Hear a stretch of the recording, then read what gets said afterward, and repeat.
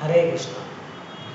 तो आज के इस सेशन में हम कवर करेंगे Bhagavad Gita as it is chapter 8 text number 5। तो आज के श्लोक में भगवान हमें समझाते हैं कि किस प्रकार एक जीव किस प्रकार से अपना शरीर छोड़ने के बाद हम भगवान की प्राप्ति कर सकते हैं या भगवान के धाम को हम जा सकते हैं।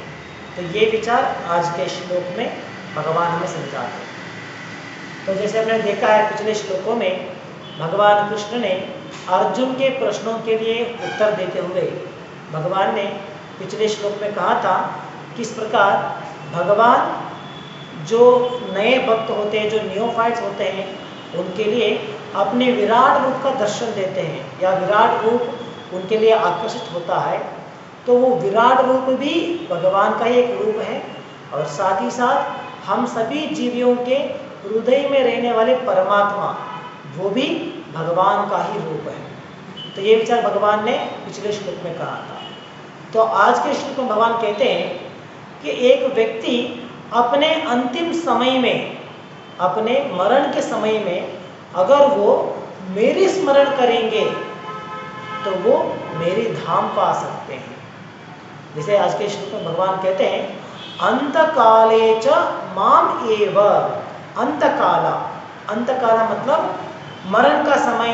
जैसे हम कहते हैं ना one who is lying on the death bed, जो मरण के लिए तैयार है या मरने की समय में है अभी। तो इस प्रकार उस समय में, हमारी मरण के समय में जो विचार हम करते हैं, अगर हम भगवान के बारे में विचार करेंगे, अंतकाले च माम एव, देखिए माम मतलब मी, माई सेल्फ, एव मतलब अलोन। तो अगर हम एक व्यक्ति, एक जीव अपने अंतिम समय में अगर वो सिर्फ भगवान को याद करेंगे, भगवान को स्मरण करेंगे, तो क्या होगा? स्मरण मुक्त्वा कलेवरम, माम एव स्मरण। तो अगर वो सिर्फ मेरे बारे में स्मरण करेंगे तो क्या होगा? मुक्त्वा कलेवरम। कलेवरम मतलब इस ये बॉडी, हमारे शरीर। तो अगर वो भगवान को स्मरण करेंगे उस समय तो क्या होगा? वो इस शरीर को छोड़ने के बाद मुक्ति प्राप्त करेंगे। स्मरण मुक्त्वा कलेवरम, इस शरीर को छोड़ते ही वो मुक्ति को प्राप्त कर लेंगे। यह प्रयाति स मत भावम। तो इस प्रकार भगवान की प्राप्ति करते हुए वो क्या करेंगे? ऐसा नहीं है कि भगवान की प्राप्ति करेंगे मतलब जो भगवान का विराट रूप है उसको, उसके पास जाएंगे या भगवान की जो निराकार रूप है उसमें एक हो जाएंगे, नहीं।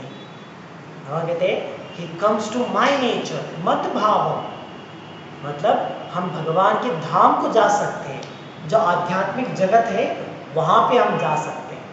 यह प्रयाति स मत भावम याति नास्ति अत्र संशयः।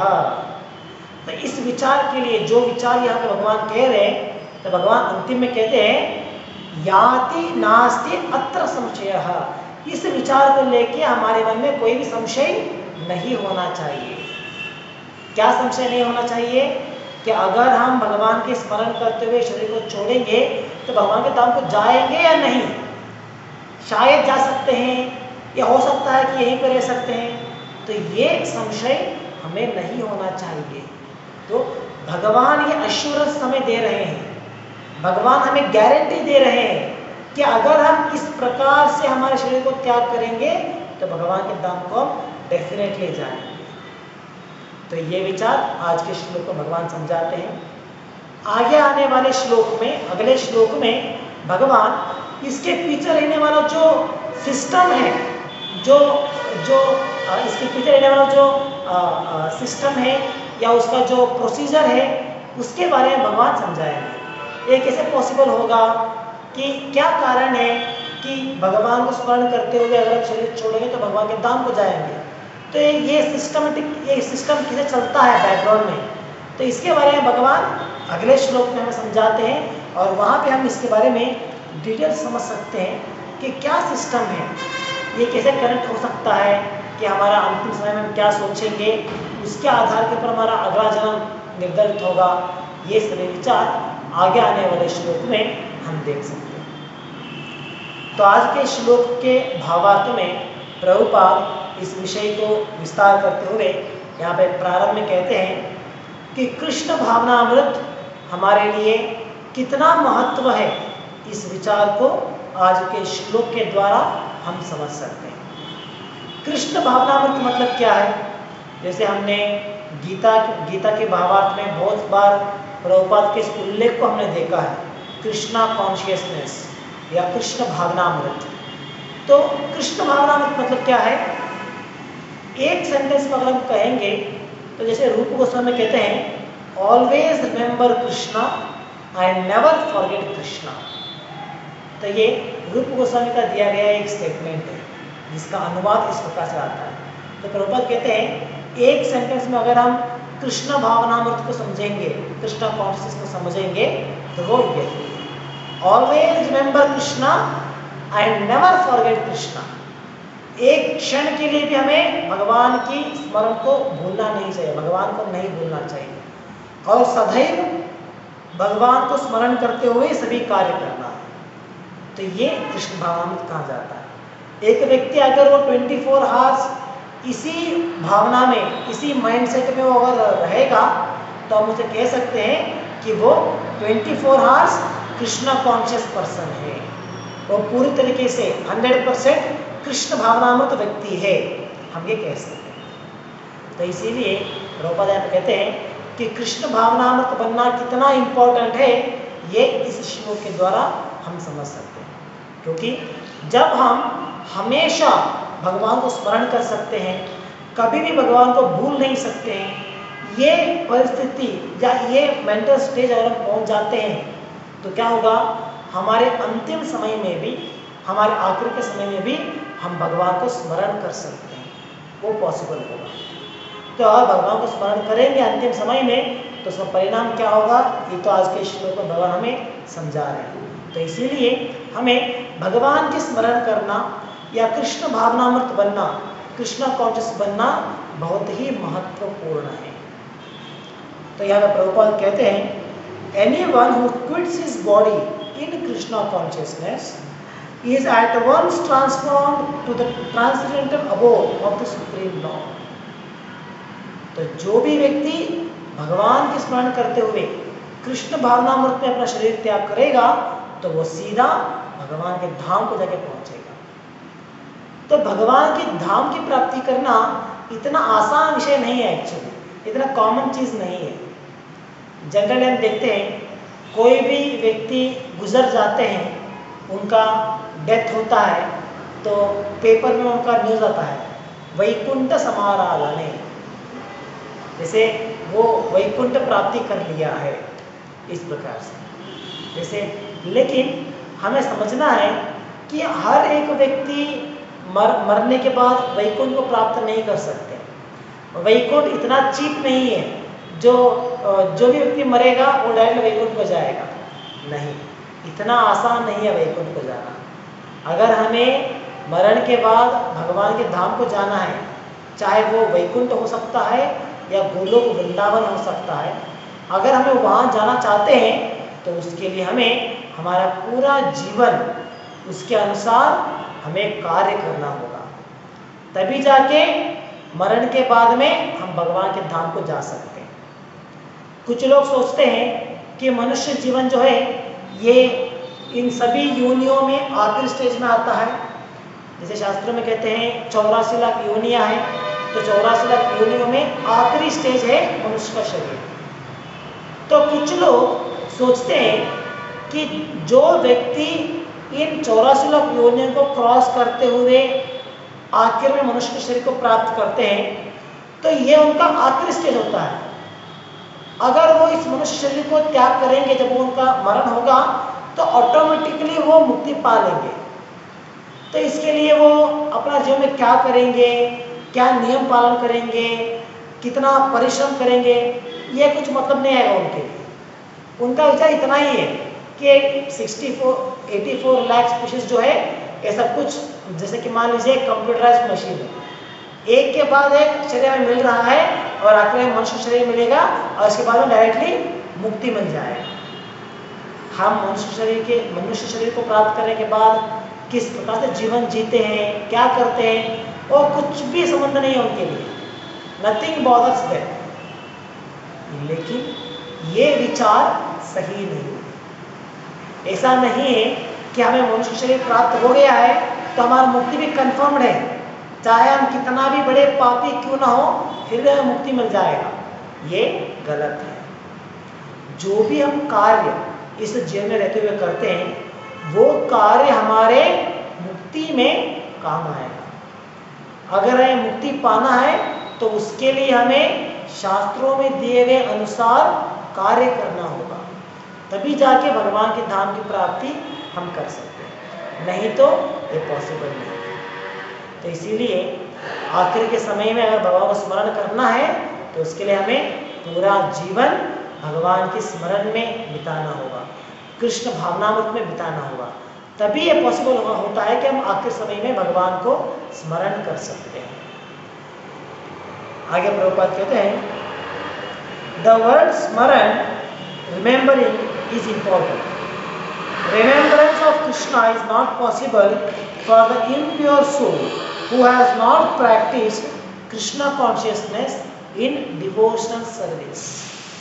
देखिए प्रभुपाद इतना क्लियर से यहाँ पर कहते हैं, भगवान की स्मरण करना अंतिम समय में हो गए, स्पेशली भगवान की स्मरण करना शुद्ध भक्तों के बिना किसी भी अन्य जीवियों को पॉसिबल नहीं है।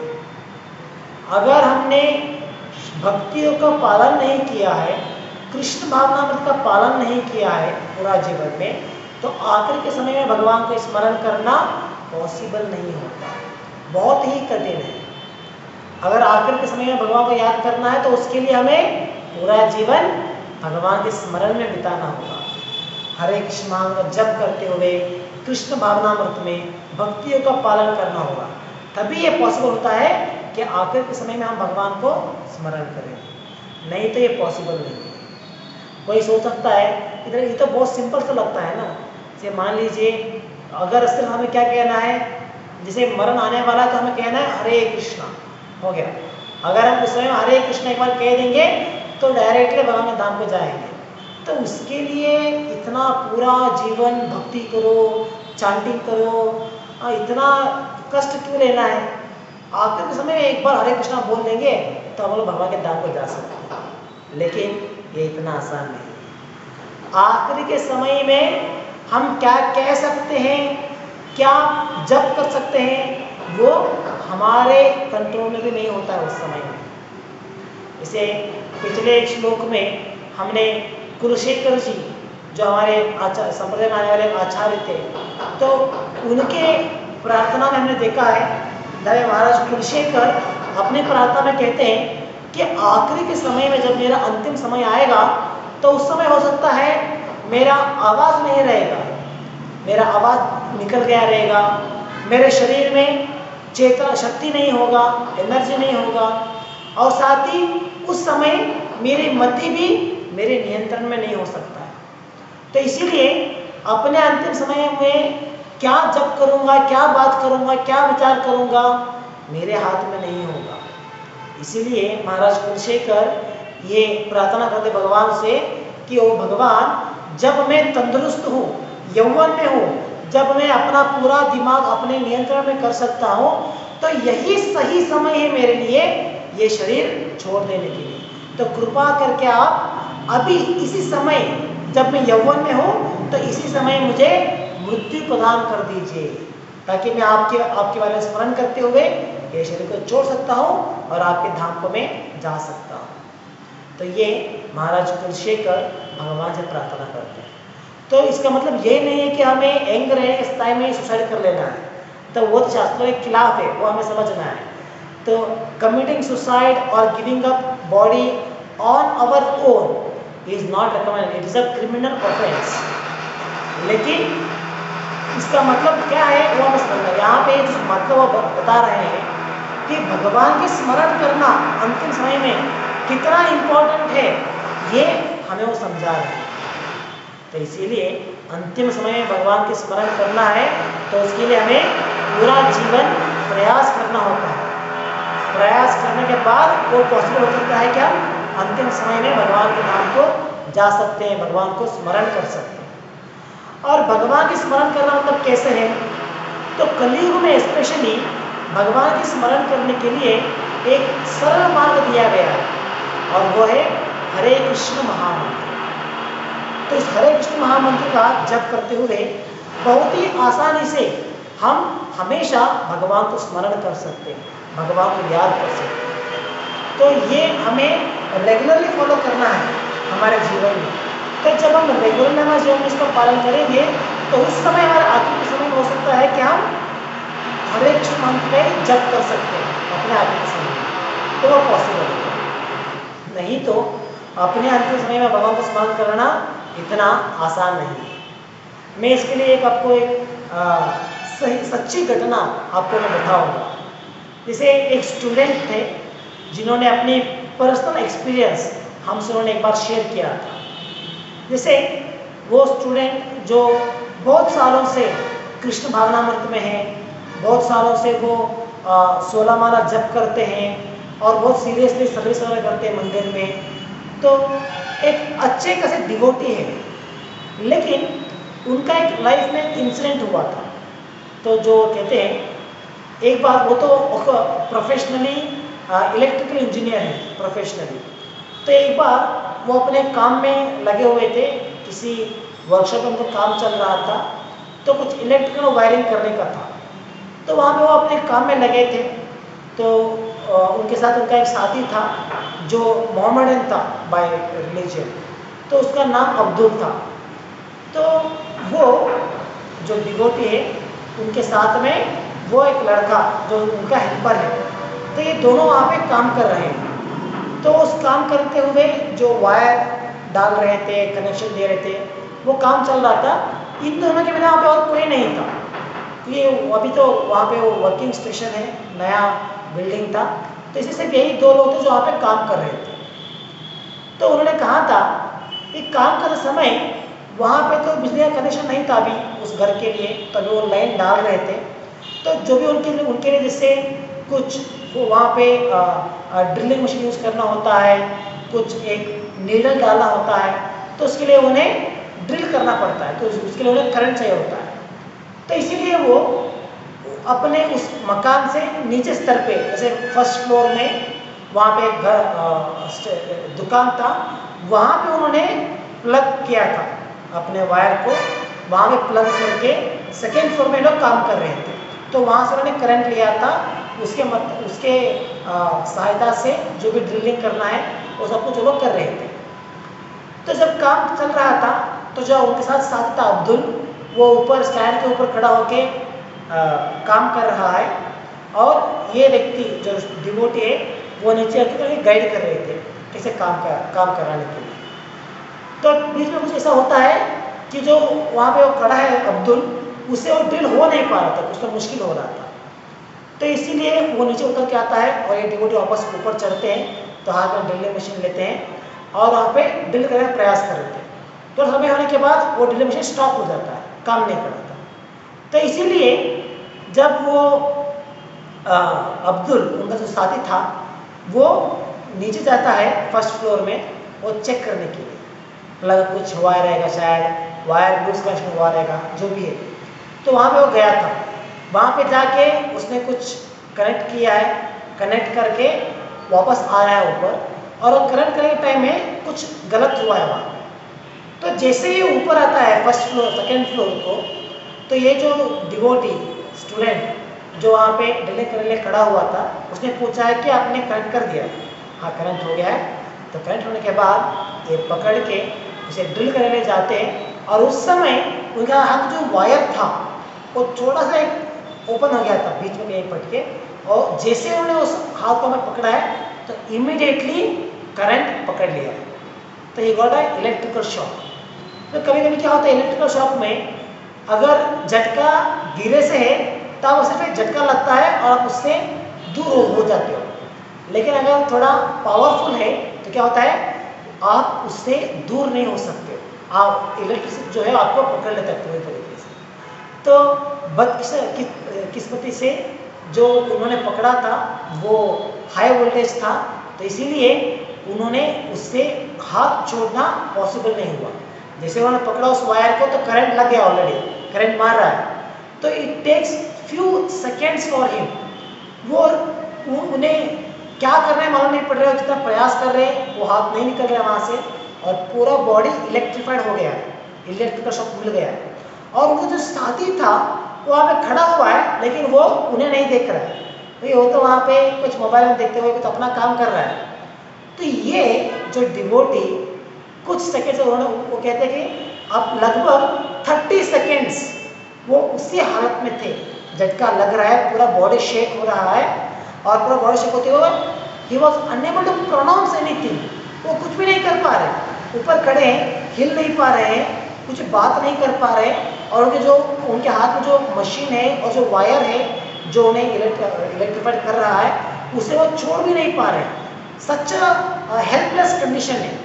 और उस समय वो कहते हैं कि वो लगातार he was practice, he was trying to call out his name, उसका नाम था अब्दुल, तो लगातार प्रयास कर रहे हैं अब्दुल अब्दुल बुलाने के लिए, लेकिन उनका आवाज़ जो है उनके शरीर से, गले से बाहर ही नहीं आ रहा है। तो बाहर ही नहीं आ रहा है, अंदर ही उसे बुला रहे जोर से अब्दुल करके, लेकिन बाहर नहीं आ रहा था। तो लगभग 30 सेकेंड्स तक वो इसी हालत में थे, और सामने खड़ा हुआ व्यक्ति उन्हें देख नहीं पा रहा था, वो अपना मोबाइल में कुछ बिजी था। तो 30 सेकेंड के बाद कुछ तो भगवान की कृपा कह सकते हैं, वो जो लड़का वहाँ पे खड़ा है वो उन्हें देखता है, वो पूरा इलेक्ट्रीफाइड हो गया, पूरा हिल रहा है बॉडी, और वो कुछ नहीं कर पा रहे। तो उसका इतना तो समझ आ गया, तो इतना अक्ल तो उसमें था कि उसने वहाँ से सेकेंड फ्लोर से उतर के फर्स्ट फ्लोर को जाके ऑफ करना है, उतना वो उसने नहीं गया। उसने क्या क्या वहीं पे जो वहाँ पे नीचे वायर आया था, फर्स्ट फ्लोर से ऊपर तक जो वायर आया था, वहीं से पकड़ के पूरा जोर से खींच लिया उसे। तो इतना जोर से खींचा था कि बीच में वो जो वायर है कट हो गया, और ये जो डिवोटी ऊपर पकड़े के खड़े होते जो और इलेक्ट्रीफाइड हो गए थे वो बच गया। तो इसके बाद में जब वो बचा उन्हें बचा लिया गया और उसे नीचे उतार लिया गया, तो बहुत समय लगा उन्हें अपने आप को सही मात्रा में लेके आने के लिए। तो इस एक्सपीरियंस के बाद में उन्होंने ये हमसे शेयर किया था कि इस प्रकार से हुआ मेरे साथ। तो वो वहाँ पे कह रहे थे कि अगर 30 सेकेंड्स ऑलरेडी वो गुजर गया था, जब उन्होंने उसे पकड़ के खड़ा हुआ था, ऑलरेडी इलेक्ट्रीफाइड हो गए थे 30 सेकेंड्स तक। अगर उस व्यक्ति जो अब्दुल खड़ा था, अगर उसने अपना दिमाग इस्तेमाल ना करते हुए अगर वो नीचे जाके ऑफ करने का प्रयास करता, तो वो again it will take another 30 seconds. तो इसका मतलब इतना कंफर्म था कि ये डिवोटी जो था वो जिंदा नहीं रह सकते थे, इतना गारंटी था। लेकिन फिर भी उन्हें कुछ तो अकल आ गया, तो उसने नीचे जाने के बिना वहीं पर रहते हुए उसे वायर को काट लिया, तो इसलिए वो बच गए थे। तो वो प्रश्न पूछ रहे थे कि प्रभु मैंने इतना साल चैंटिंग किया, इतना साल मैंने भक्ति किया था, लेकिन फिर भी वो समय जो अनएक्सपेक्टेड था, जो मैं सोचा भी नहीं था कि इस तरह से हो सकता है, क्योंकि इतना एक्सपीरियंस रहे, बहुत सालों से वो काम किया, लेकिन फिर भी अनफॉर्चुनेटली उस समय में जब उनका अंतिम समय आ गया था ऑलमोस्ट, तो उस समय उनके जेब में भगवान का नाम नहीं आ रहा था, बल्कि उस व्यक्ति जो अब्दुल खड़ा है सामने, तो अब्दुल को बुला रहे थे। तो पूछते हैं कि अगर मान लीजिए मैंने उसे बुलाते बुलाते उसको याद करते हुए अगर मैंने अपना शरीर छोड़ा होता, तो क्या होता मेरा नसीब। तो भगवान के यहाँ पे दिए गए श्लोक के अनुसार अगर वो उस व्यक्ति को ही बुलाते हुए उसको स्मरण करते हुए अगर वो शरीर छोड़ देते थे, तो अपने कर्मों के अनुसार अगला जन्म कहीं पे सऊदी अरेबिया, किसी पाकिस्तान, इराक, ईरान, वहाँ पे जन्म लेना पड़ता है। क्यों? क्योंकि उन्होंने अपने अंतिम समय में स्मरण किसका कर रहे हैं, उसके अनुसार उनका अगला जीवन निर्भर होता है। तो इस प्रकार हम इस सच्ची घटना के द्वारा हम समझ सकते हैं कि अंतिम समय में भगवान को याद करना इतना आसान नहीं है।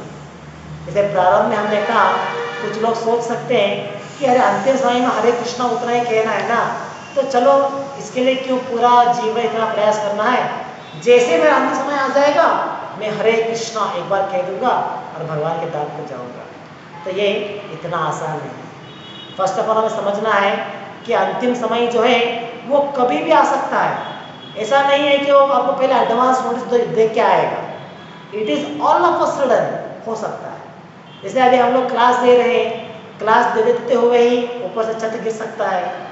सो व्हाइल गिविंग क्लास हमारा मरण हो सकता है। कोई भी व्यक्ति कहीं पे जा रहे हैं तो all of a sudden accident हो सकता है, तो वहाँ पे वो गुजर सकते हैं। तो इस प्रकार मरण जो है फर्स्ट ऑफ ऑल वो ऑल ऑफ अ सडन हो सकता है। कोई भी व्यक्ति कब मरेंगे, किस समय मरेंगे, कोई कह नहीं सकते। तो इसीलिए उस समय हम क्या स्मरण करना है, तो ये बहुत ही फ्रैक्शन ऑफ सेकेंड में गुजर जाता है।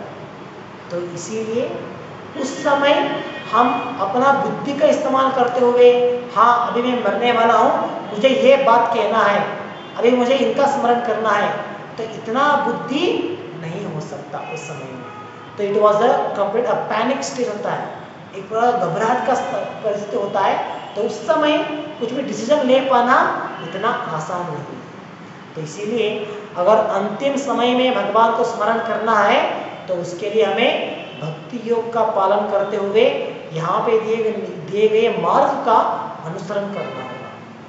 तभी अगर हम इस मार्ग को सही तरह से अनुसरण करेंगे तो आखिर समय में यस पॉसिबिलिटी है कि हम भगवान को स्मरण करेंगे। तो यहाँ पे प्रभुपाद कहते हैं कि अगर हमने हमारे जीवन में रहते हुए सही समय में हरे कृष्ण महामंत्र का जप करते हुए उस नाम संकीर्तन को जप करते हुए भगवान का स्मरण करना प्रैक्टिस करेंगे तो अंतिम समय में भगवान का नाम हमारे जीव पे आ सकता है। तो ये पॉसिबिलिटी है। इसीलिए आचार्यों ने हमारे लिए नियमित माला जप करना रेकमेंड किया गया है। जैसे चैतन्य महाप्रभु वो तो कहते हैं कीर्तनीय सदाहरि 24 आवर्स कीप ऑन चैंटिंग। तो प्रभुपाद हमारे समय के अनुसार, हमारे परिस्थितियों के अनुसार देखते हुए हमें 16 माला मिनिमम जप करना नियम बना के देते हैं। तो इस प्रकार ये जो नियम आचार्य हमारे लिए बना के देते हैं, अगर उसका हम पालन करते हुए हर दिन 16 माला हरे कृष्ण मंत्र का जप करेंगे तो क्या होता है, it becomes habituated for us, एक प्रकार का हैबिट बन जाता है। आप देख सकते हैं जब भी कोई डिवोटीज जो प्रैक्टिस करते हैं इस प्रकार से, तो क्या होता है, जो भी वो कार्य करेंगे भगवान का नाम लेते हुए करते हैं। जैसे वो कहीं गिर जाते हैं तो कुछ चोट लगता है तो उनका मुंह से भगवान का नाम ही आता है। उठते हुए, बैठते हुए, सोते हुए हर समय भगवान का नाम ही आता रहता है। तो इस प्रकार हमें सही समय से ही प्रैक्टिस करना होता है। अगर हम सही समय से प्रैक्टिस करेंगे तभी अंतिम समय में उसका फल हमें मिल सकता है। इसीलिए अगर हम जब तंदुरुस्त हैं उसी समय हम इसका नियम बनाएंगे कि हर दिन में 16 माला जप करेंगे, इस वजह से नियम बनाते हुए हर दिन हम इतना समय बिताएंगे उसके ऊपर, तो हमने हमारे मन को, हमारे माइंड को ट्रेन करने से होता है। तो इस ट्रेनिंग के कारण क्या होता है, ये पॉसिबिलिटी है कि हम हमारे अंतिम समय में भी भगवान को स्मरण कर सकते हैं, हरे कृष्ण मंत्र का जप कर सकते हैं। तो इसीलिए हमें इस भक्ति योग का पालन करते हुए कृष्ण भावनात्मक बनने का प्रयास करना है। तो आगे प्रभुपाद कहते हैं, to remember Krishna one should chant the mahamantra Hare Krishna Krishna Krishna Hare Hare, Hare Ram Ram Ram Hare Hare. Incessantly following in the footsteps of Lord Chaitanya, being more tolerant than tree। तो यहाँ पे प्रभुपाद समझाते हैं कि किस प्रकार चैतन्य महाप्रभु ने अपने शिक्षाष्टकम में, जहाँ पे चैतन्य महाप्रभु ने 8 पंक्तियों का प्रार्थना सुनाया है, तो जो चैतन्य महाप्रभु की पूरी फिलॉसफी को समराइज करते हैं उन अष्टकों में, तो उन प्रार्थना में एक प्रार्थना इस प्रकार से है जहाँ पे चैतन्य महाप्रभु प्रे करते हैं भगवान से कि भगवान का नाम स्मरण किस प्रकार से करना है, किस परिस्थिति में या किस प्रकार की ट्रेनिंग के द्वारा ऑल द टाइम 24 आवर्स भगवान की स्मरण करना पॉसिबल होता है, ये चैतन्य महाप्रभु अपनी प्रार्थना में कहते हैं। तो चैतन्य महाप्रभु आप कहते हैं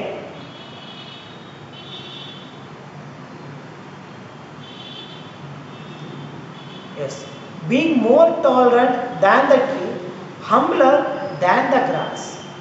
जैसे वो श्लोक आता है, तृणात् अपि शुनिचेन तरोर इव सहिष्णुना। तृणा मतलब क्या है? जैसे घास, ग्रास होता है। तो तृणात् अपि सहिष्णुना, तृणात् अपि शुनिचेन। तो हमें अपने आप को क्या सोचना है? ऐसा नहीं कि मैं तो बहुत बड़ा व्यक्ति हूँ, मैं तो बड़ा डिवोटी हूँ, I am a great scholar, मैं बड़ा आदमी हूँ, ये नहीं। हमारी भावना क्या होना चाहिए कि I am lower than a grass. एक घास, उसका कीमत कितना होता है? बहुत ही तुच्छ है। कोई भी आते हैं, ऐसे कुचल के जाते हैं, गाय आता है उसे काट के खाता है, तो इट इज एक्चुअली इनसिग्निफिकेंट, हम कह सकते हैं। तो हमें अपने आप को सोचना है कि मेरा वैल्यू कितना है? I am lower than a grass. मेरा मौल्य जो है एक घास से भी कम है एक्चुअली। तो ये मेरा मौल्य है एक्चुअली। तो तृणादपि शुनिचेन तरोर इव सहिष्णुना। तो इस प्रकार से हमें सोचना है कि I am, my value is less than a grass. और साथ में हमारी सहिष्णुता, टॉलरेंट पावर कितना होना चाहिए? जस्ट लाइक अ ट्री, जैसे एक पेड़। तरोर इव सहिष्णुना, तरोर क्या है? एक पेड़। जैसे एक पेड़ की सहिष्णुता कितना होता है? लोग आते हैं, उसके फलों को छीन के लेके जाते हैं, कुछ लोग आते हैं उनके पत्तों को काट के लेके जाते हैं, और कोई आता है उस पेड़ को काटता है। तो इन सब कुछ वो पेड़ टॉलरेट करता है, कभी वो रिटेलिएट नहीं करता है। अरे मेरे फल है, आप लोग क्यों लेके जा रहे हो? वो रिटेलिएट नहीं करता, तो कुछ बिजनेस नहीं करता। हाँ, मैं आपको फल दूंगा तो मुझे आप इतना पैसा दो। तो पेड़ बिजनेस नहीं करेगा। तो इस प्रकार पेड़ कभी रिटेलिएट नहीं करता, कितना भी हम उससे किसी भी प्रकार की सलूकत हम करेंगे। तो इस प्रकार एक डिवोटी का टॉलरेंस इतना होना चाहिए। कोई हमें अपमान करेंगे, कोई हमें डांटेंगे, कोई हमें अपमानजनक बात करेंगे, फिर भी हमें टॉलरेट करना होता है। Tolerate all the insults. और हमें अपने आप को एक तृण के बाद समझना है। ऐसा नहीं कि अरे मैं इतना बड़ा व्यक्ति हूँ, इसने मुझे इज्जत नहीं दिया, मुझे रेस्पेक्ट नहीं किया, नहीं। तो तृणादपि शुनिचेन तरोर इव सहिष्णुना, अमानिना मान देना। कोई भी हमें रेस्पेक्ट दे या नहीं दे, कोई हमें कितना भी डिसरेस्पेक्टफुली हैंडल करे, लेकिन फिर भी हमें मान देना। उनके लिए, उनके अनुसार, जो उनकी स्थान है उसके अनुसार हमें उन्हें रेस्पेक्ट देना है। तो ये एक डिवोटी का स्थान है। तो जब हम इस प्रकार की मेंटालिटी को प्राप्त करेंगे, जब हम इस प्रकार से अपने आप को ट्रेन करेंगे, तो क्या होगा? कीर्तनीय सदा हरि। तो इस प्रकार से अपने आप को ट्रेन करने के बाद ये पॉसिबल होगा कि हम सदा, ऑल द टाइम भगवान को स्मरण कर सकते हैं। तो भगवान को अगर हमें सदैव स्मरण करना है, तो इस प्रकार की एक मेंटालिटी हमें होनी चाहिए। तो इस प्रकार की मेंटालिटी रखने के बाद ये पॉसिबल है हमारे लिए कि हम ऑल द टाइम भगवान के नाम को स्मरण कर सकते हैं, हरे कृष्ण महामंत्र का जप कर सकते हैं। तभी ये पॉसिबल है। जैसे जो भी डिवोटीज हर दिन 2 माला या 4 माला जप करते हैं, तो आप लोगों को ये एक्सपीरियंस हुआ रहेगा। मान लीजिए रेगुलर से अगर आप 2 या 4 माला जप करते हैं, कभी आपको कोई इमोशनली अफेक्ट होता है, कुछ इमोशनली आप डिस्टर्ब होते हैं, जैसे कोई आपको डांटता है या आपको इमोशनली कोई हर्ट करता है आपको, तो उस समय क्या होता है? वो पूरा दिन आपको जप करने में बहुत तकलीफ लगता है। जप करने के लिए मन नहीं लगेगा, चैंटिंग करने में इंटरेस्ट नहीं लगेगा। अगर फिर भी आप फोर्सिबली चैंटिंग करने का प्रयास करेंगे, तो आप उसके ऊपर अपना मन नहीं लगा सकते और उससे सही बात सुन नहीं सकते हैं। आप मन में वही सोचते रहेंगे, उसने ऐसा क्यों किया, मेरे साथ ऐसा क्यों होता है हमेशा, क्यों मेरे साथ लोग इस प्रकार से बर्ताव करते हैं। तो इमोशनल जो आपने आप अफेक्ट हुए हैं, जो डिस्टर्ब हुए हैं, तो वो आपके चांटिंग पे अफेक्ट करता है डायरेक्टली। तो ये आप लोगों का एक्सपीरियंस हुआ रहेगा। तो इस प्रकार जब हम इमोशनल हर्ट होते हैं तो ऑटोमेटिकली वो अफेक्ट होता है हमारी चैंटिंग के ऊपर, भगवान के स्मरण के ऊपर वो अफेक्ट करेगा। तो इसीलिए अगर हम इस प्रकार अपने आप को ट्रेन करेंगे कि इतना टॉलरेंट पावर रखेंगे, इस प्रकार से अपने आप को एक तृण के पद समझेंगे, तो जो भी हम दूसरों से रेस्पेक्ट को एक्सपेक्टेशन नहीं रखते, लेकिन हम दूसरों को रेस्पेक्ट देंगे। तो इस प्रकार से अगर हम प्रयास करेंगे, ये अगर हम फॉलो करेंगे, तो क्या होगा, हम किसी भी संदर्भ में डिस्टर्ब ना होते हुए भगवान को स्मरण कर सकते हैं। तो ये पॉसिबल है। अगर ये फॉलो नहीं करेंगे, then very easily we get affected by we get hurt by emotions। तो इसी कारण डायरेक्टली हमारा चैंटिंग के ऊपर अफेक्ट करता है। तो इसीलिए चैतन्य महाप्रभु के इस प्रार्थना के द्वारा, इस श्लोक के द्वारा हमें समझना है कि किस प्रकार प्रयास करते हुए हम भगवान को सदैव स्मरण कर सकते हैं। और इसी विषय को अगर हम प्रयास करेंगे कंटिन्यूसली, तो हमारे अंतिम समय में भी हम भगवान को स्मरण कर सकते हैं। और उसके बाद में क्या होगा, प्रभुपाद कहते हैं, इन सच अ वे one will be able to depart from the body successfully, remembering Krishna and so attain the supreme goal। तो इस प्रकार से हम अपने अंतिम समय में भगवान को स्मरण करेंगे, भगवान को याद करेंगे, तो इस शरीर को छोड़ने के बाद हम भगवान के धाम को प्राप्त कर सकते हैं। तो ये गारंटीड है। तो यहाँ पे ये भी विषय बहुत इंपॉर्टेंट है।